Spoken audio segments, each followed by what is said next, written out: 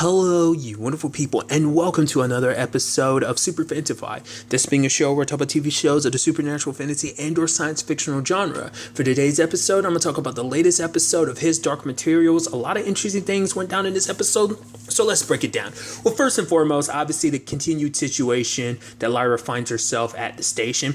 And I do like the fact is that Lyra kind of starts asking questions that even the Doctor Dude wasn't willing to really answer, because she's like, oh, this is about dust, isn't it?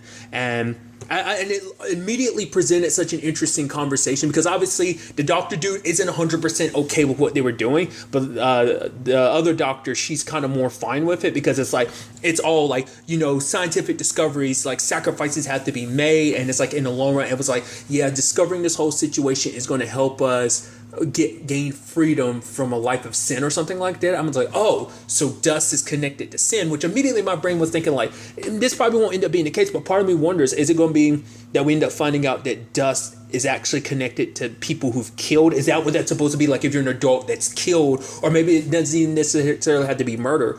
Maybe it's just a thing of like, you've done something terrible. I feel like it leans towards murder, but that might not be the case. But it's like adults have done something.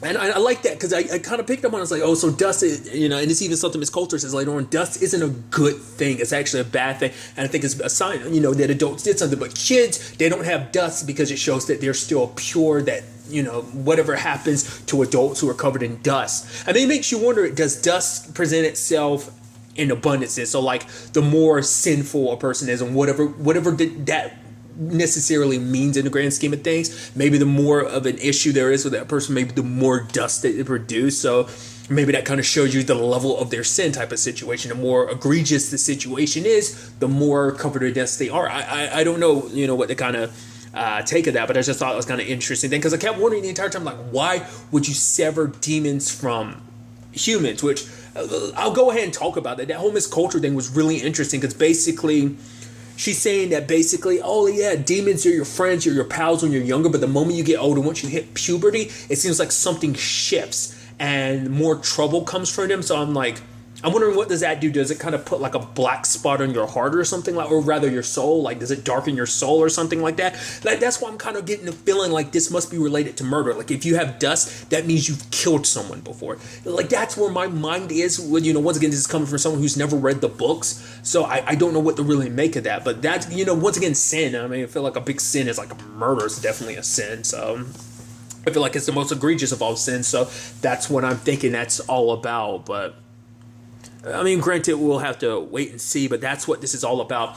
I guess because what Miss Coulter's trying to do is basically, when using children, for example, they're trying to use children who haven't crossed puberty, because once you cross puberty, you start entering that territory of when, you know, that could, you know, you're at that point where your demon could start, you know, bringing more trouble to you or whatever. But it's like they're trying to sever that link at such a young age, because if they can find a perfect way to do it, they can make it. I think they'll probably go back and sever the link between all. I wonder, is it something that they could potentially use to save any adults that have already crossed that point who are covered in dust? It's like, maybe if you sever that link, maybe you destroy and distort the dust that's around them, or maybe it's something that can only be used for the younger generation. Like, obviously the older generation will just have to live with dust and die with dust, whereas the younger generation can be completely saved from ever experiencing that future. The way they make it sound like it seems saving everyone, so it seems like maybe they'll find a solution in this that can apply to those who are already covered in dust and stuff like that. But I just thought that was such a fascinating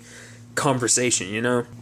I'd actually skipped over, but there is the whole situation of Lyra being reunited with Roger, which I thought was kind of interesting. I think that actually did kind of surprise me. I guess in the grand scheme of things, it would make sense, obviously, that Roger would be there, but it just, I don't know, I wasn't expecting their reunion to be so early in the episode. But at the same time, it's like she has to pretend like she doesn't know him, because I guess she doesn't want to draw too much attention. So, but obviously, like, a lot of the kids there are unaware of what's exactly going on. They just know that when some of the kids go, they leave and never come back.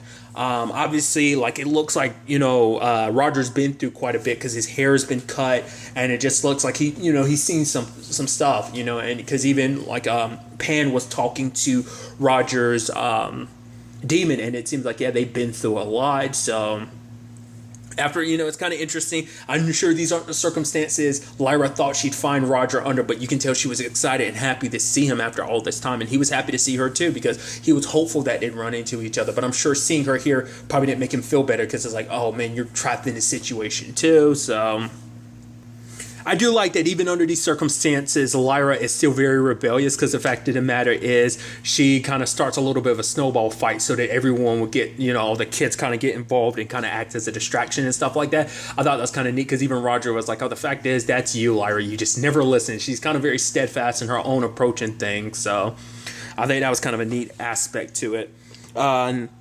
But obviously they see that all those demons are still there, which that's at least a good sign, even though they've been severed from the humans at the very least, which I think that's so fascinating, even with them being severed, I guess, because the connection being severed isn't perfect. So yeah, they're basically, that connection isn't a perfect slice of like whatever a demon is, it doesn't get returned to the human. They still stay connected. So obviously when Billy died, his demon died as well.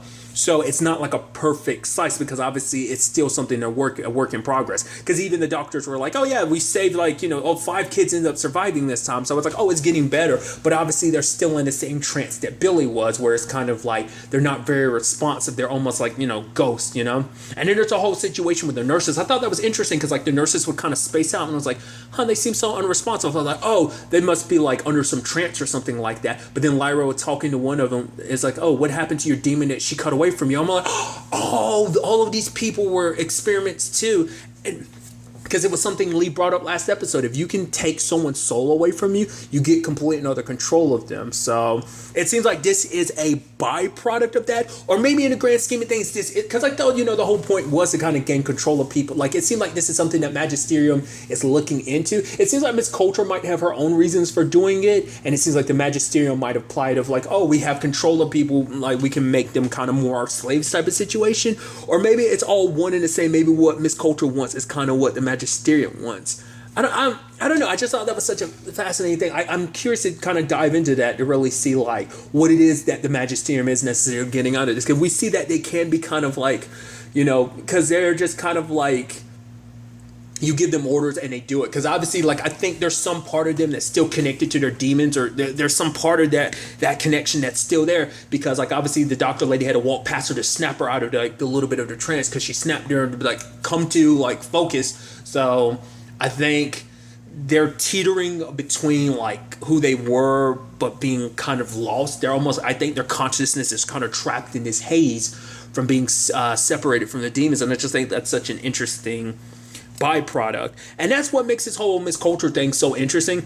Like that whole Lyra being picked, because obviously Lyra's like, all right, we're gonna get out of here. I'm gonna set off an alarm and everything. Even that moment of like, she was terrified the moment her mom shows up, because she's like, I don't know what she's gonna do. She finds me, tells everyone she's my mom. The fact of the matter is, you gotta hide me. And that whole point of like holding her, like being underneath the bed and holding herself up, I was like, dude, that takes, especially for a kid, that takes some good upper body strength to do something like that, to kind of hide from both her mom and her mom's demon. But I thought it was kind of pretty impressive in the long run. So I thought that was kind of neat. I was actually kind of scared. I was like, oh, she's going to find her, but she doesn't. But Lyra gets picked as the next experiment, and she uses her trump card of like, you don't want to do this. Miss Coulter won't like this. It's like, and the dude is like, no, she knows Miss Coulter's name. Shouldn't we listen to her? It's like, she's my mother. And then Miss Coulter shows up and she's calling her mother. And in that moment, and you can see the look on her face of like, oh, my baby's calling to me. She called me mom. She called me mother. And it's like, oh, you know the truth about me now. And it's like, oh, who told me? Which Lyra's not talking about it, but it's like, look at what you're doing. It's like, you were what you've done to all those other kids, you're going to do to me. And she's like, no. You're a special case. I would never do that to you. Because obviously this is faulty equipment. It's not 100% worked out. So it's like, I'd never let them touch you in this state. Like, I'm going to wait till it's perfected, and then I'm going to save you and save everyone else. Because, trying to say, like, the fact of the matter is, I know you're probably asking yourself, like, why did I abandon you? She says that it's more Azriel's idea. Like, she says, I wasn't fit as a mother. And I'm curious, does that mean she thinks she is fit now? Or, what was it that she was missing back then? Was it just because she was so young? Because remember, let's not forget, her and Azriel had an affair. So maybe that's why she felt like she was ill-equipped at the time. I'm curious to kind of dive into that. And does she think that she's better now? I'm wondering, is the reason why Miss Coulter is kind of the way she is, could that be because like, there has been a severance between her and her demon? Because that's what I'm wondering. Like, if you've been severed from your demon, why do you keep, maybe it's just for appearances, but why do you keep your demon around? Not less, because kept bringing it up last episode, because demons can be, witches can be far away from their demons. So it's like, is Miss Coulter a witch, or is she somehow, was she one, or she currently is one? Like, is it a combination of the two, of like, she is a witch but she had her severed? Well, no, because I think even she probably wouldn't use the equipment, because I mean, a big question I'm wondering too, because obviously the nurses are, we're experimenting on too. How long has Miss Coulter been doing this? Is this like a new thing? Because that's what I was wondering. I was like, were those nurses actually kids at one point in time that she experimented on over the past decade or so? Or was it just like, okay, she was trying it on adults, and maybe it works differently for adults. Maybe kids, it has a side effect of death, but maybe with adults, it puts them in that trance-like state where they kind of almost turn into mindless minions. That's what I'm curious about. Maybe it has a different effect on adults, or maybe it's just, that just happened to be the byproduct. In their case, maybe some adults did die, like Billy, So a lot of questions on that front. But it is so interesting that, obviously Lyra does get special treatment. It's like, oh, you're willing to do this to everyone else's children, but you're not willing to do it to your own child. But for her, it's just kind of, obviously it's like, I'm your mother, so obviously I'm going to look after you. I'm going to take care of you. She's so desperate for Lyra to understand. And I think she kind of gets swept up in when Lyra's like, no, I want to stay here. And it's like, the fact of the matter is, you saved me, Mom, not Azriel. And I was like, oh, like, in the sense that I said all, because you can tell she was feeding into it, because I think more so than anything, she wants Lyra to love her and accept her, and almost getting that from Lyra, it made her happy, because I think there was some part of her that was afraid of how Lyra would react. But it's like, I think Lyra's reaction comes from everything else you're doing, not just the whole complicated relationship you and her have. That's probably like part of it, but more so than anything, it's like, Billy Costa died, and she was kind of like, well, and the way she was so nonchalant about it is like, well, it's unfortunate or whatever. It's like, and it's like, it kind of also showing, it's like, because it's also to think about it, it's like, you knew I was looking for my friend Roger. You literally had him this entire time. Like, that doesn't give you pause or anything. Hell, you knew that. You visited Roger after the fact, I was looking for him, and you did it anyway. So it's so interesting. Like I said, I'm curious to see, are we going to dive into why Miss Coulter is the way she is? Was there something connected to that, or is it just who she is? It brings up a lot of interesting questions. She's asking for the alethiometer and everything. I thought it was so fascinating. I was wondering, why would she want it? But I guess it's like, well, because if she can get her hands on an alethiometer, like, the only other one that she's aware of is the one that a Magisterium has, and she doesn't have direct access to it. But if she had this one of her own, she's just like, oh, I could use it, for my own. Which I don't know if she's not, why would she be? She's not aware that Lyra can read it, like, better than anyone else can. Like, she doesn't need translations like the Magisterium does, which I think if she found out about that, Lyra be like, this whole situation with Lyra be going down a little bit differently. That's kind of how I chalk it up, but still. But Lyra managing to get away from, Miss Coulter by playing along and tricking her into her thinking like, oh, I got the alethiometer, and she's trying to open it, and it ended up being a fake out. What I think is kind of interesting, that little moment of them screaming back and forth at each other across the door. Well, I don't know if that's something she inherited from her mom, or like what that is. Maybe that's just them, like, because they're very, like, when their anger takes over them, maybe that's what that's supposed to be, kind of like when they get fueled by their rage, that's what that's supposed to represent. So maybe it's supposed to be like your mom does that, so it's kind of like you do that, meaning like you kind of got your mom's temper. Maybe that's what that's kind of getting at. But obviously her and the others are working to get all the kids out at the same time. The Egyptians showed up and start taking care of business. I actually kind of felt bad for that doctor dude who was like, no, I was only doing what I was ordered, which it doesn't make it better. But it's like, for one, it's like, do you Mom Costa is being like, oh, do you remember my boy Billy? And it's like, it doesn't matter if you were following orders, you still killed my boy. Snapped his neck. I was like, geez. I mean, that was kind of interesting. They did cut away from it though, because I think I don't think this is that type of show where it's like they show that. It's actually kind of even more messed up when you actually think about it in the grand scheme of things, because that was done in front of a whole bunch of kids too. It's like, whoo. And obviously the Lee shooting down some people in front of kids. It's like, that's got to be. I mean, to be fair, they're already traumatized with everything that they've been through. That's just an extra bonus level of trauma on top of it. Lyra destroying the machine, which I should also note, the machine literally has a blade. So I guess like the machine manifests the thread that connects, like I brought up before, referencing Astral Chain, the chain between a legion and its legionnaire. Is that what they call the people who use the legions in that? I don't remember now. Regardless, it's kind of like that chain is there. It's an invisible chain. I guess the machine like materializes it and makes it solid. So you literally take the blade and literally cut it. I didn't know you were literally severing the connection. That's really interesting. But they turn on a machine and it starts kind of imploding because like it's like a magnetic thing, and so it starts like crumpling in on itself, and then everything inside the room kind of does that, and it implodes then explodes. So that was pretty dope. But then there was also that moment of Lyra, and I think this is kind of an example of her seeing like what war really looks like, because she's looking around, she's seeing all this fighting, all these people dying, like, because obviously when people die, their demons are dying too, and I think that's one thing, like as a child, not being able to unsee like obviously all that death. And then comes Seraphina coming in like a badass and just swooping in, bam, bam, dashing all over the place, taking people out. I was like, she ended that quick.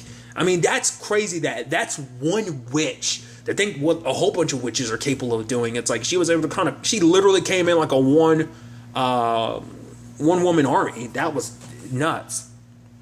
But obviously, I'm curious to see what this means going forward for Lyra, because it's just kind of like, well, it is what it is, and like we saved all these other kids, so that's all that matters. But I'm curious to see what this means going forward for her. Like, once again, have all the kids having seen that, but especially her, especially because she was the one that was suggesting the fight. But I think like this is her first experiences of death.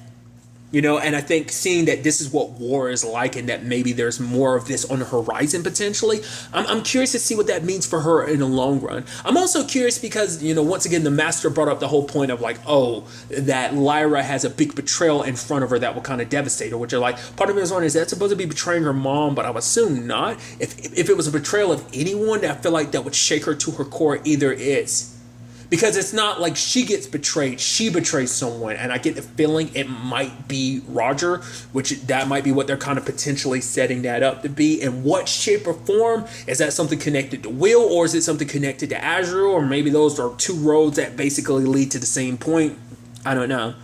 But obviously Lyra is taking off with Lee, Roger, Uric, and Hester, all because she basically needs to find her dad at this point in time, which I guess for her is like, now that she knows the truth, she needs to confront, well, because she needs to rescue him, but also I think in her mind she knows, she thinks she knows him because it's like she's seen the evil that her mom has committed, so it's like, my dad can't be bad, which we'll see about that. Only reason why I'm saying that just because I kind of had something spoiled for me, but it's like, it is what it is. It's based on a book, so a certain turn in this isn't going to be too much of a surprise. I'll leave it at that. If you're familiar with the books, you might know what I'm talking about, because someone already talked about the fact is that the show is setting up something for a bit of a turn and a twist, so we'll see kind of what that ends up being. You know, like I said, I'm not familiar with the books at all, so I'm curious to see what that whole situation ends up being. But it is interesting because Miss Coulter does kind of bring up the fact is that, you know, Azrael isn't the best guy, but to be fair, they kind of do make him sympathetic because they're trying to make it seem like, oh, like he killed a guy. Yes, it's like he was defending his home, but at the same time, it's like, but that guy was just defending the honor of his daughter. I mean, his wife, because he thought she was taken advantage of. So it was a whole complicated thing, which I'm very interested to kind of dive into Azrael's situation to find out, like, because we really haven't spent any time with him. We've heard about him, but we've never really spent any time with him. So I'm interested to see kind of that going forward. The whole situation with the Egyptians, obviously they were able to save all those kids, but obviously I'm curious, is there any way to fix them? Because that their links to their demons, I think those are permanently severed the way they are. So I think the way they are now, kind of like speechless and kind of almost being kind of zombie-ish, that might be the way they're stuck as. And, you know, obviously John was kind of like, the fact is, if we don't, if we take these kids back to their parents might not want them because it might be too much just to see their kids acting so differently. But Mom Costa is like, the fact of the matter is, even if they don't take them back, we'll bring them into the fold as Egyptians, you know. And the sad thing is, like, you know, even after all this, she wasn't able to save her little boy. But it's like, in the end, he basically ended up showing them the way to save all these other kids. And she's like, he would be proud of us. And it's just, you know, because even John was kind of like, I wanted it to be us coming back with him. And it's just, I like that. I mean, not like that, geez, that sounds terrible. But it's just like, the fact of the matter is, it isn't a happy ending. Like, she walked away not being, she still has her other son, but it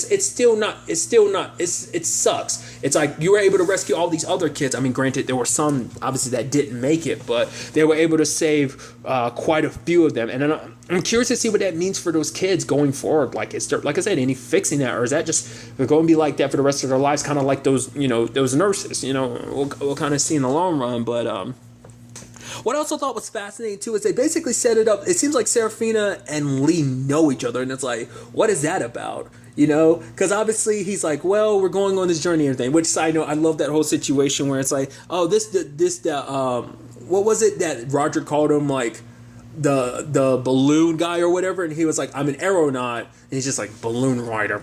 Kind of, he felt so insulted when Roger called him that. But the whole situation of, you know, for him, it's like, yeah, I made a deal with Egyptians, but, you know, this is kind of steeping into another territory. But Serafina's like, Lyra's super important. The fact of the matter is, you need to keep her safe because she's going to be so important to changing everything. And then kind of references the fact is, it's like, well, she found her way to you, and you found, and Lyra and Serafina was like, love. I guess because I'm wondering, are they setting it up so that the fact is that Lee had a kid at one point in time that he ended up losing or something like that?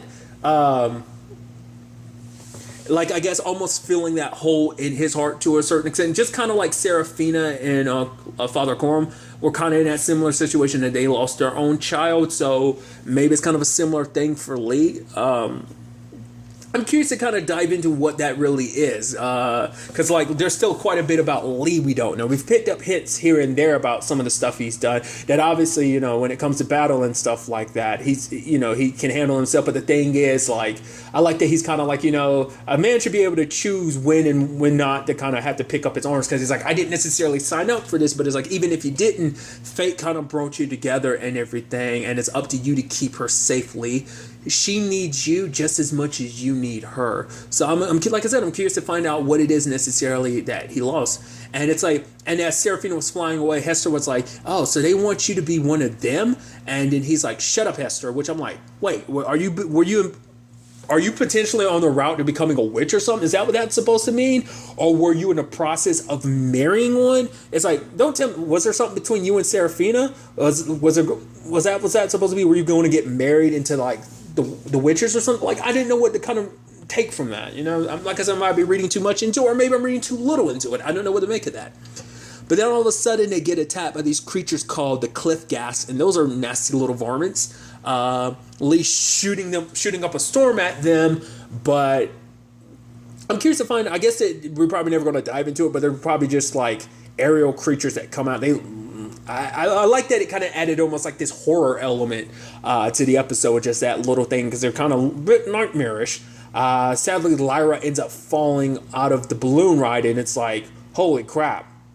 So where that's going to take us, we'll ultimately have to wait and see. But I'm curious to see where all this takes us going forward into the next episode. Like I said, I walked away from this having a lot of questions about certain things. So I'm curious to see how those questions get answered going forward. Obviously, we get a little bit more time with Will, because obviously he's looking up videos and stuff, talking about, you know, videos of his dad. And now I got a better look at his dad. It totally is. Isn't the actor's, once again, it's his name again, Adam Scott. Once again, hot priest from season 2 of Fleabag. I thought that was him when I looked at the picture, but definitely hearing his voice and seeing him, I was like, oh yeah, that's super him. And obviously, like, there's a whole thing about Elaine. Obviously, it's like, because those two dudes are waiting outside, they're like, why don't we just do something now, but it's like, no, she's aware that we're out here, so we're going to wait for the perfect opportunity. So the question is it them going to grab Elaine or Will, or is it going to be both as a means to try and draw John back in wherever he is? I don't know. I'm curious about that whole situation, so. And now I'm sitting here thinking about the whole Dust thing. I'm starting to think, because obviously, like, Dust kind of... Well, no, because I'm about to say the Magisterium can cross through the window. So it's like, Dust doesn't necessarily make it so that you can't cross into other worlds, does it? Because, like I said, the Magisterium... Not unless the Magisterium... I don't know. I feel like they make the whole point to make it seem like all adults are covered in dust. So I was about to say not less like the Magisterium is necessarily clean or something like that. Because even Lyra was like, oh, like the fact is I don't have any dust on me. I wash pretty regularly. But he was like, oh, the doctor dude was like, you don't. It's not as simple as that. Basically making it seem like, dust is a much more complicated thing. Like I said, I'm going on a tangent and stuff like that. It's just stuff that's kind of flew in my mind. So like I said, once again, we'll have to wait and see where this takes us going forward. But really, that's all I want to talk about. So next time we meet, be happy, be safe, live life to the fullest, and enjoy it. Good day, and goodbye.